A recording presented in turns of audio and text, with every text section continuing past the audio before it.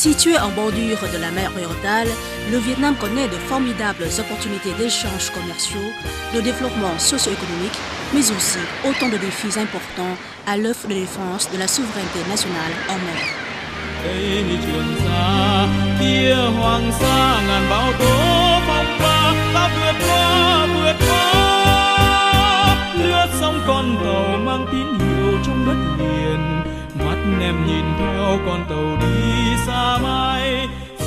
En 1834, 1835, 1836, l'empereur Minh a envoyé les généraux Phạm Phúc Sĩ, Phạm Văn Nguyên, Phạm Hữu Nhật au Paracel pour en faire des relevés cartographiques, effectuer des explorations de toute la région, établir une carte et dresser un temple ou une stèle.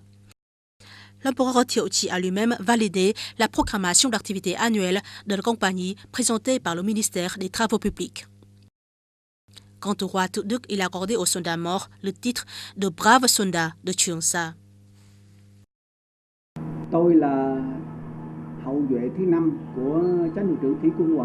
Je suis un descendant de la 5e génération du chef du groupe d'expédition à Hoàng Sa, Phạm Hữu Nhật.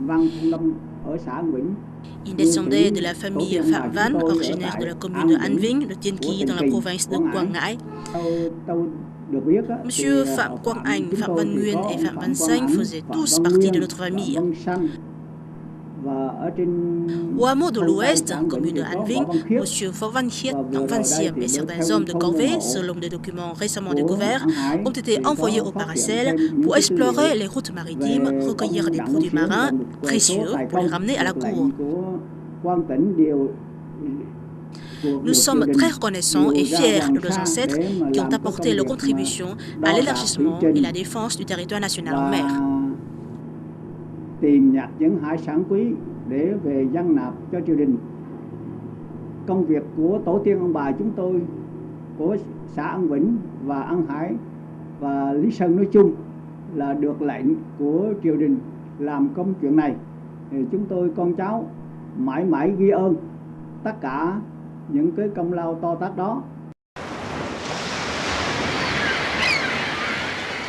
Actuellement, l'île de Lý Sơn conserve encore de nombreux vestiges liés aux activités de la compagnie de Hoàng Sa, à savoir Am Linh Tự, lieu de culte des morts de guerre et des braves soldats de Hoàng Sa et Trường Sa, des traces liées à la marine de Hoàng Sa qui assumait la gestion de Trường Sa, tels que le temple ancestral de la famille Võ, le tombeau de Võ Văn Khiết, le temple de la famille Dang, où on fait le culte de Dang Văn Xiên, le temple et le tombeau de Phạm Quang Anh, chef du groupe d'expédition à Hoàng Sa qui a été nommé génie de rang supérieur.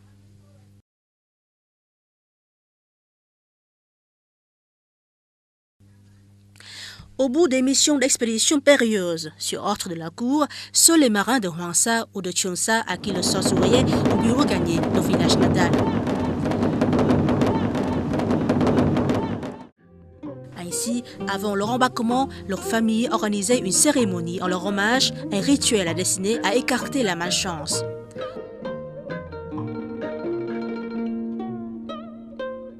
On laissait alors flotter en mer des effigies humaines et des bateaux votifs en exprimant son vœu que tout malheur incombe sur les effigies au lieu des soldats.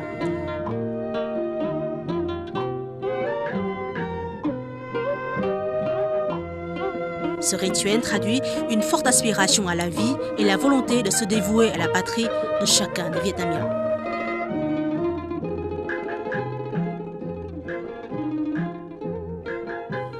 Ces braves soldats de Hoàng Sa et de Trường Sa sont partis pour toujours. Leurs corps se sont dissolus dans l'immense flot, mais leurs âmes errent au gré du vent, d'où l'appellation des tombeaux de vent auxquels rendent hommage les futures générations.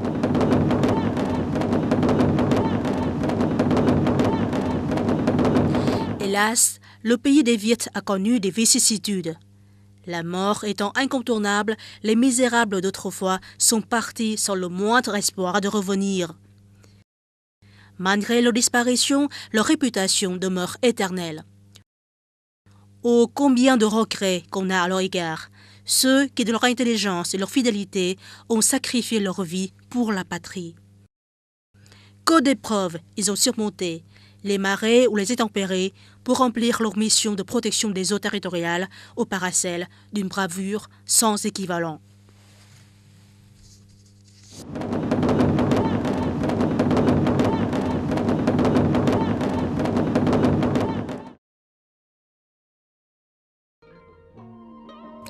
L'ensemble des documents historiques, des vestiges et des fêtes culturelles liés aux archipels Paracel et Spratly, conservés sur l'île de Leeson comme les tombeaux des soldats morts au Paracel, la cérémonie en mémoire des soldats en mission au Paracel, témoignent de la volonté et de l'énergie des Vietnamiens dans la conquête de la mer orientale et l'exercice de leur souveraineté sur ces archipels.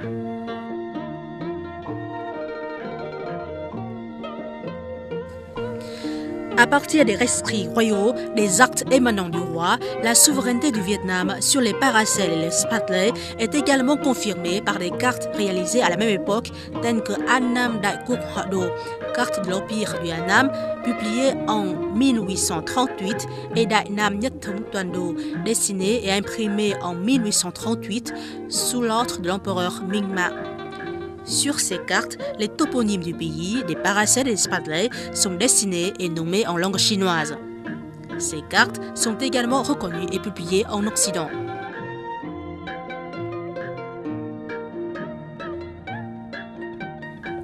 D'ailleurs, les États féodaux du Vietnam ont attaché une attention particulière à la sensibilisation des jeunes à la défense de la souveraineté du pays sur les Paracel et Spratly en faisant publier par exemple le livre Khai Đông Thuyết Ước en 1881.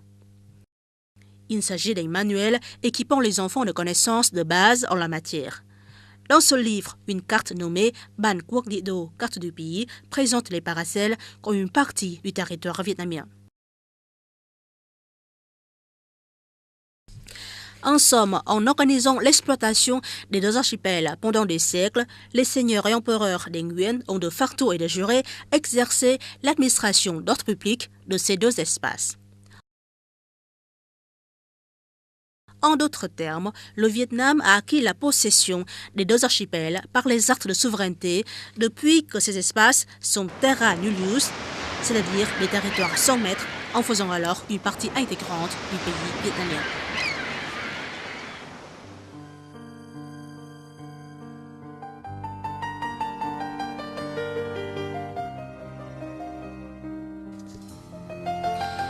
La souveraineté du Vietnam sur les Paracel et Spratly est également confirmée par différentes sources étrangères. Livres, journaux, cartes, carnets de voyage, guides de direction écrits par des missionnaires européens. Dans ce document, les Paracel et les Spratly sont présentés comme une longue dune de sable en l'arche des côtes du centre du Vietnam. Il s'agit d'une description similaire à celle dans des anciens documents et cartes du Vietnam à cette même époque. En effet, l'article intitulé « La Compagnie des Indes néerlandaises et l'Indochine », publié dans le bulletin de l'École française d'Extrême-Orient de 1936, a utilisé un extrait du journal de Batavia de la Compagnie des Indes néerlandaises décrivant le naufrage du navire de Grotterpok dans les parages de l'archipel des Paracel, nommé à l'époque Brassel, un espace dépendant de la Cochinchine sous le règne du seigneur Nguyen Phuc Nguyen 1631-1636 comme suit.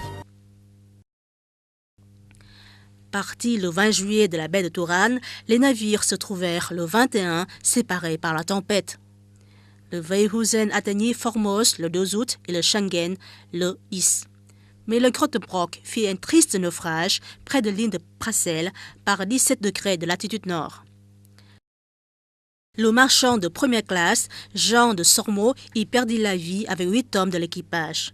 La cargaison, qui représentait une somme de 153 690 florins, il se perdit avec le vaisseau pour une valeur de 70 695 florins, tandis que les marins purent mettre le reste en sûreté dans l'île. Le capitaine Huic Jansen, emmenant 12 hommes, gagna la côte annamite dans une embarcation. Le capitaine Jansen fit un rapport sur le naufrage du navire Grotterpok au Paracel et la prise de 23 580 réaux par les autorités annamites.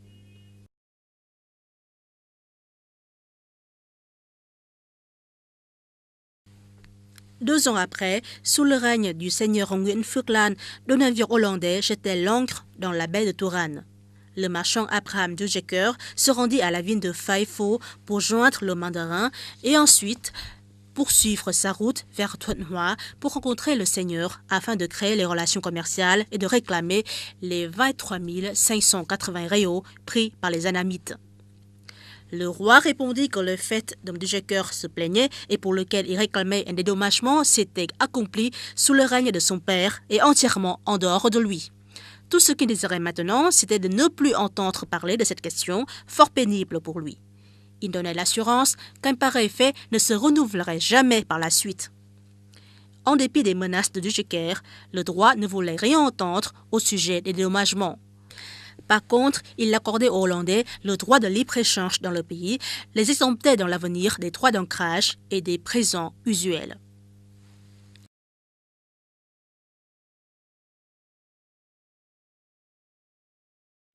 Un autre témoignage de la souveraineté du Vietnam sur les archipels se trouve dans la lettre du père du Tâtre envoyée à son père supérieur en 1601.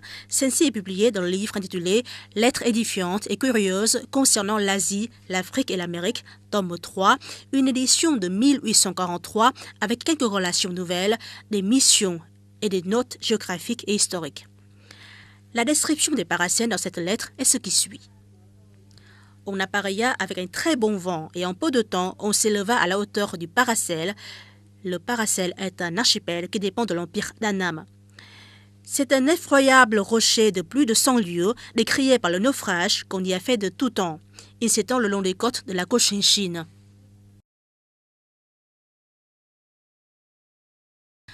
A voyage to Cochinchina in the years 1792-1793, un autre livre publié à Londres en 1806, une œuvre de John Brough qui raconte son voyage à la Cochinchine en 1693, nous présente une description assez détaillée sur les jonques que les Cochinchinois utilisent pour aller au Paracel.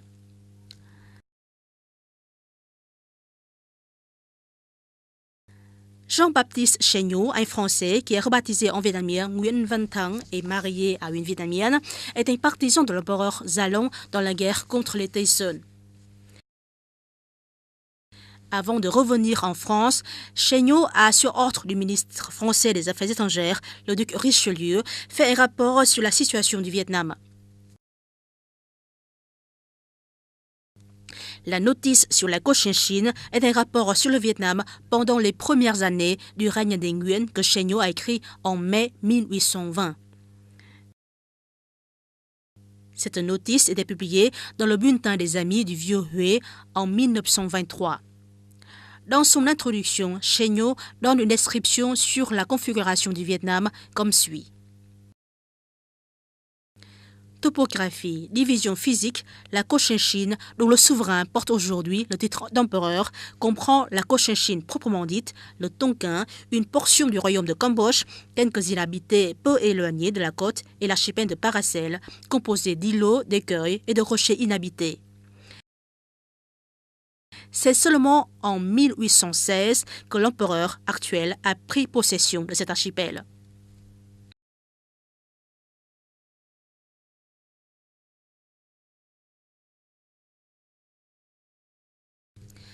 La prise de possession des Paracels par l'empereur Zalong est également abordée par l'évêque Jean-Louis Dabert. Il est aussi l'interprète de l'empereur Zalong. Dans le livre Note on Geography of Cochinchina, publié en 1837, comme suit. L'archipel de Paracel ou des Paracels est un véritable labyrinthe de petits îlots, de rocs et de bancs de sable qui paraissent s'étendre jusqu'à 11 degrés de latitude nord et 107 degrés de longitude est de la méridien de Paris.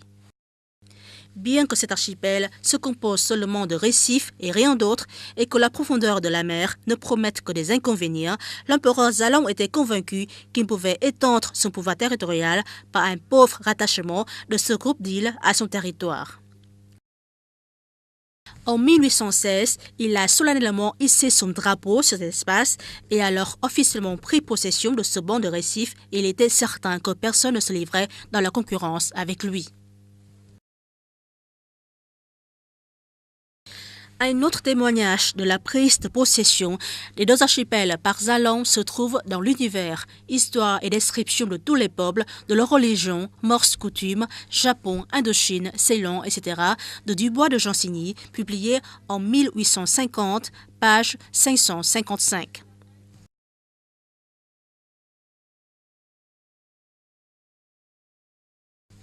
Nous ferons seulement observer que depuis 34 ans, l'archipel des Paracels, nommé par les Annamites Katvang, véritable labyrinthe de petits îlots, de rocs et de bancs de sable, justement redoutés des navigateurs, et qui ne peut être compté que parmi les points du globe les plus déserts et les plus stériles, a été occupé par les Cochin chinois. Nous ignorons s'ils ont formé un établissement dans le but peut-être de protéger la pêche, mais il est certain que le roi Zalong tenait à ajouter ce singulier fleuron à sa couronne, car il jugea à propos d'en aller prendre possession en personne, et ce fut en l'année 1816 qu'il arbora solennellement le pavillon cochin chinois. La taxation des yuan sur les navires étrangers naviguant dans les parages des Paracels est bien racontée par Gustave dans l'article Géographie au Cochinchese Empire, publié dans The Journal of Geography Society of London en 1849. On ne devrait pas citer les Paracels, Katvang, qui s'approchent de la côte de l'Annam à 5-20 lieues et qui s'étend de 15 degrés, 17 degrés de latitude nord et 111 degrés, 113 degrés de longitude est, si le roi de la Cochinchine ne revendiquait pas ces îles, ainsi que beaucoup d'îlots et récifs tellement dangereux pour les navigateurs. Le roi de l'Annam, percevant des avantages qu'il pourrait tirer si un péage était soulevé, maintient une garnison sur place pour percevoir le droit sur tous les visiteurs et pour assurer la protection de ses propres pêcheurs.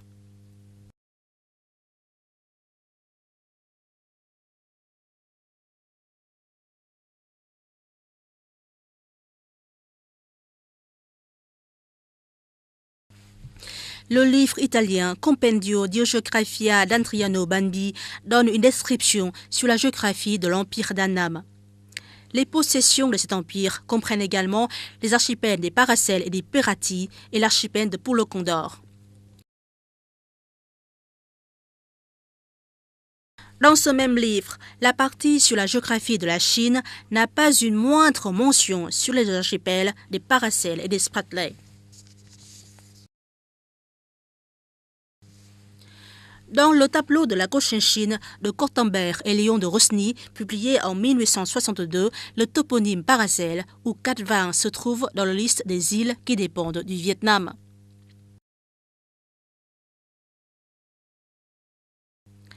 La reconnaissance de la souveraineté de l'empire d'Annam sur les Paracels et Spratly se traduit non seulement par des témoignages dans divers documents européens, mais également par des cartes établies depuis le XVIe siècle par plusieurs pays d'Europe et par les États-Unis d'Amérique. Dans une étude sur un ancien portulan, le chercheur Dumotier présente les détails d'une ancienne carte du Vietnam du XVe siècle. Cette carte est composée de 24 planches. Sur la page 19, au large de la côte de la province de Quang Ngai, il y a un long banc de sable mesurant 500-600 lieues nommé Bai Katvang.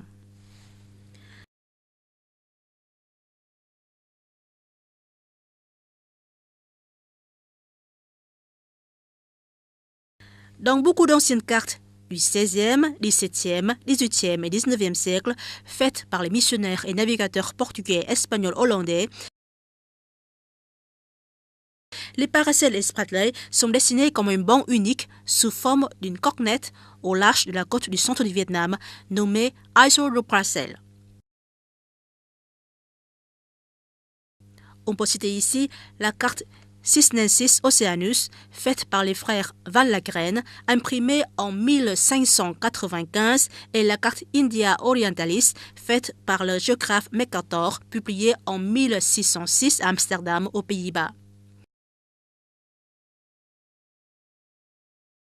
Dans cette dernière, sur la côte de la ville de Da Nang actuelle, est mentionné Costa de Paracel, c'est-à-dire la côte de Paracel.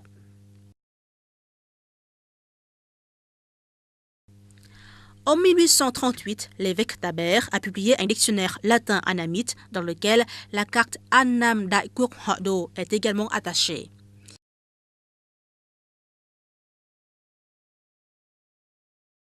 Sur cette carte, une partie des paracels est dessinée au large de la côte d'Annam avec le nom Paracel SE 420. Il est à souligner que cette carte exprime clairement la connaissance des Européens sur les relations entre les paracels et l'empire de David Gotabert, appelé à l'époque Grand Annam, depuis le XVIe siècle jusqu'au XIXe siècle. Paracel est le nom donné par les Européens pour désigner l'archipel formé des bancs de sable jaune à l'est du Vietnam, actuellement nommé Paracel. Cat Vang signifie sable jaune, un nom purement vietnamien donné à l'archipel des Paracels.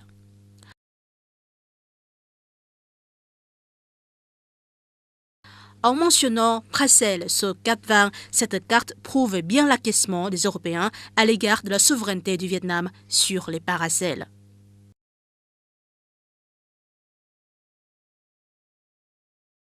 On peut voir la forme de cornette des deux archipels dans différents livres géographiques, dictionnaires et cartes conservées dans des centres d'archives en Allemagne et aux Pays-Bas.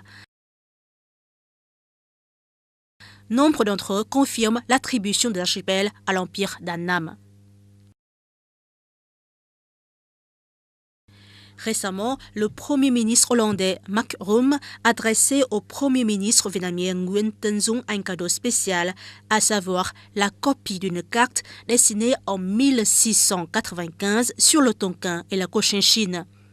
Cette carte se trouve dans une collection de 10 volumes de cartes de la Compagnie des Indes néerlandaises dessinées dans les années du XVIIe-XVIIIe siècle. Cette carte confirme l'attention du monde à l'égard de cette question et le soutien international pour la cause de défense de la souveraineté du Vietnam. Les archives européennes sur les Paracels et Spratly, accumulées depuis plus de 2 siècles, vont alors dans le même sens que les témoignages dans les documents juridiques, les annales et les cartes du Vietnam à cette époque. Ce sont autant de preuves consolidant le fondement juridique de la souveraineté vietnamienne sur les archipels des Paracels et des Spratly.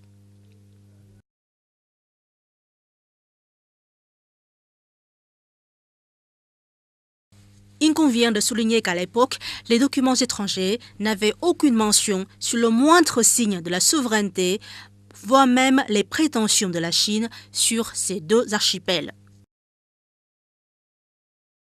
À noter par ailleurs que certaines sources chinoises confirment aussi la souveraineté du Vietnam sur les Paracels et les Spratly. Pendant les 2 siècles où le Vietnam pratiquait des activités d'ordre public sur ces archipels, la compagnie de Hoàng Sa n'a jamais rencontré de protestations chinoises, bien que chacune de ces missions ne dure pas moins de 6 mois. Les cartes géographiques chinoises montrent aussi que le territoire chinois se limite à l'île de Hainan. De plus, certaines sources chinoises expriment la reconnaissance chinoise de la souveraineté du Vietnam sur les Paracels et les Spratly. Le livre Hai Wai Gigi, Journal du voyage à l'étranger de Si Da Shan est un bon exemple. Si Da Shan est un moine à Guangdong qui a voyagé au Đại Việt, c'est-à-dire le Vietnam, en 1695 et est revenu en Chine en 1697. Ce livre raconte le voyage de l'auteur au Đại Việt. L'original de ce livre a été traduit en vietnamien en 1963 par l'université de Huế. Dans des passages du fascicule 3, après une présentation des questions maritimes et le Rhône des vents, l'auteur aborde les activités de la compagnie de Hoàng Sa créée par les seigneurs des Nguyen comme suit. Les prédécesseurs de la présente dynastie envoyaient des jonques aux alentours du banc de sable pour collecter de l'or, de l'argent. En automne, à l'époque de la mousson de l'Est, la vitesse pouvait se lever à plusieurs centaines de lieues par jour quand on rencontrait des vents forts ou violents.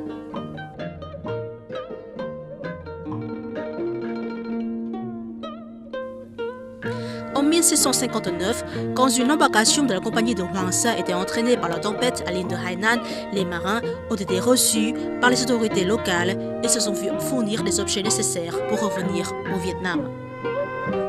Un autre témoignage chinois est le livre Hai Lu, Note sur le voyage dans la mer de Yang Bin Nan. Ce livre raconte les choses vues et entendues des marins chinois qui s'appellent Xi Qing Gao. Dans ce livre, l'auteur a écrit comme suit. Wanli Chansa constitue une muraille de protection pour Annam ou une barrière de protection pour Annam. Pour bien comprendre les preuves juridiques et historiques justifiant la souveraineté du Vietnam sur les archipels des Paracels et Spratly, étudions ensemble le livre La souveraineté sur les Paracels et les Spratly du professeur Monique Chemillier-Gendreau, publié en mars 1996. Ce livre est un travail d'études sérieux et indépendant. Madame Monique Chemillier-Gendreau est professeure de droit public et de sciences politiques à l'Université Paris 7 de Diderot. Elle est ex-présidente de l'Association européenne des juristes pour la démocratie et les droits de l'homme dans le monde. Dans ce livre, elle a présenté et analysé un bon nombre de documents juridiques et historiques confirmant la souveraineté du Vietnam sur les deux archipels des Paracels et des Spratly. Nous avons eu la chance de la rencontrer au premier jour de ce printemps lors de la réalisation de ce film documentaire.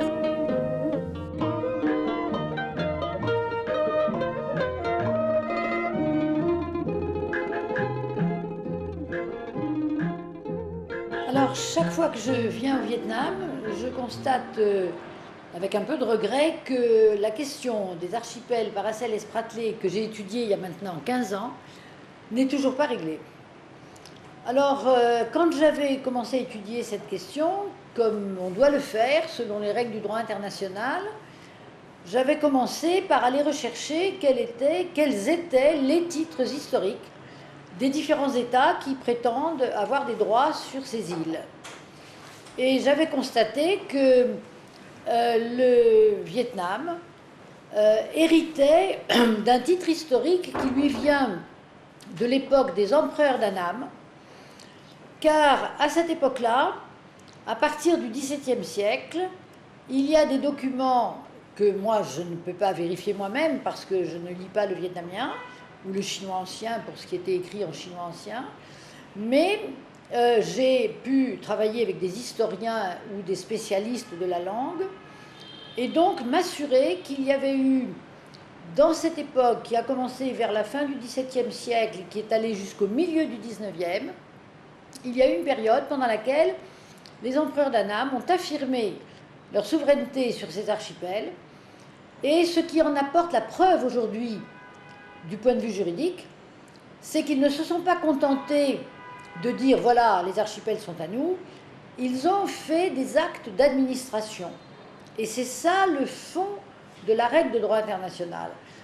Quand on a un territoire sur lequel il n'y avait d'abord personne, ce qui était le cas, et qu'un État commence à l'occuper, le titre est valable si cet État exerce son pouvoir de souveraineté, c'est-à-dire s'il prend des actes qui peuvent prouver qu'il a une intention réelle d'administrer les territoires. Alors, dans ce que nous avons, encore une fois, moi je parle comme une étrangère qui a étudié ça à travers des traductions, mais dans ce qu'on m'a donné à cet égard, j'ai bien vu que les empereurs d'Annam avaient véritablement exercé leur souveraineté avec l'intention de le faire, parce qu'ils ont envoyé des compagnies de navigation, ils avaient créé 2 compagnies de navigation, qu'ils envoyaient dans les archipels à la saison propice, et ces compagnies avaient des ordres très précis, par exemple de planter des arbres, par exemple de faire le cadastre des îles, le plan exact, et on avait donc, et de ramener des richesses naturellement, et on a donc par là des éléments qui permettent de conclure que pour cette époque-là, il y a eu un titre juridique des empereurs du Vietnam qu'on ne trouve pas, on ne trouve pas l'équivalent pour les autres pays concurrents dans la région. Lors de la 2e session de l'Assemblée nationale, 13e législature de la République socialiste du Vietnam, le 25 novembre 2011, le Premier ministre du pays a affirmé.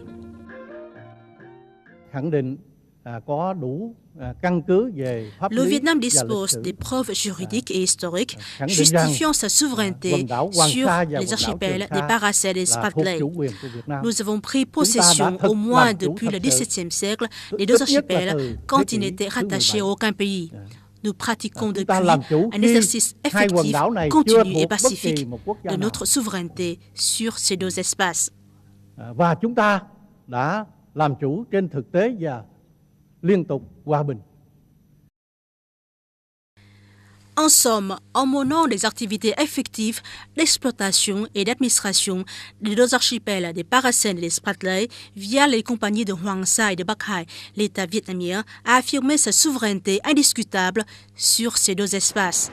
Ces derniers sont devenus alors une partie intégrante et sacrée du territoire vietnamien depuis au moins le XVIIe siècle.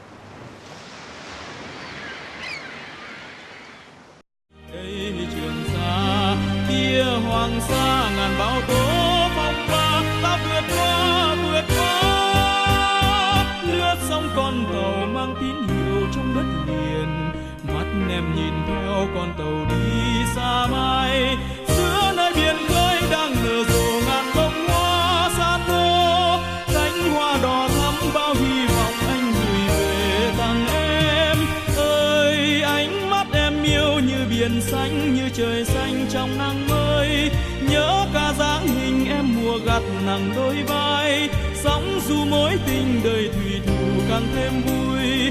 Đây con tàu xa khơi, đây con tàu xa